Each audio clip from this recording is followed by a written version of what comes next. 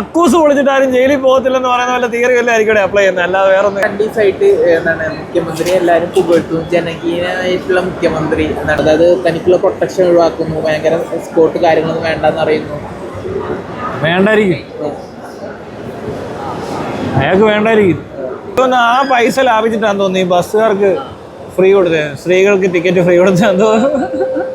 എവിടെയെങ്കിലുമൊക്കെ ലാഭിക്കണ്ടേ, എന്തെങ്കിലുമൊക്കെ ലാഭം ഉണ്ടാക്കാതെ മറ്റേ കച്ചവടം മറ്റേ എല്ലാം നഷ്ടമാകത്തില്ല, മൊത്തം നഷ്ടമാകത്തില്ലേ. പുള്ളിയുടെ പ്രൊട്ടക്ഷനൊക്കെ കുറച്ചിട്ട് ഇതുപോലത്തെ കാര്യങ്ങൾ ബസ്സിൽ സ്ത്രീകൾക്ക് യാത്ര ചെയ്യാൻ വേണ്ടിയിട്ടാണ് മുത്തേ ഈ ചേട്ടൻ ഈ പ്രൊട്ടക്ഷനൊക്കെ കുറച്ചത്. പിന്നെ എന്തിനാണ് ഈ മുത്തേ ചേട്ടൻ ഈ ബൈക്ക് ഒക്കെ ആയിട്ട് വന്നതെന്ന് ചോദിക്കത്തില്ലേ എന്ന് പറഞ്ഞാലുള്ളൊരു നമ്പറാണ് ഈ പറഞ്ഞ വി ഡി സതീഷിൻ്റെ. അല്ലാതെ ഇവിടെ പ്രൊട്ടക്ഷൻ വേണോ എന്ന് ചോദിച്ചാൽ എന്തിനും ത്രെട്ട് ഉണ്ടായാൽ പ്രൊട്ടക്ഷൻ വേണ്ടി വരും.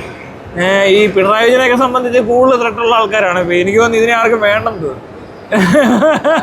കക്കൂസ് പൊളിച്ചിട്ട് ആരും ജയിലിൽ പോകത്തില്ലെന്ന് പറയുന്ന പോലെ തിയറി വല്ല ആയിരിക്കും അപ്ലൈ ചെയ്യുന്നത്, അല്ലാതെ വേറെ ഒന്നും ഇല്ല.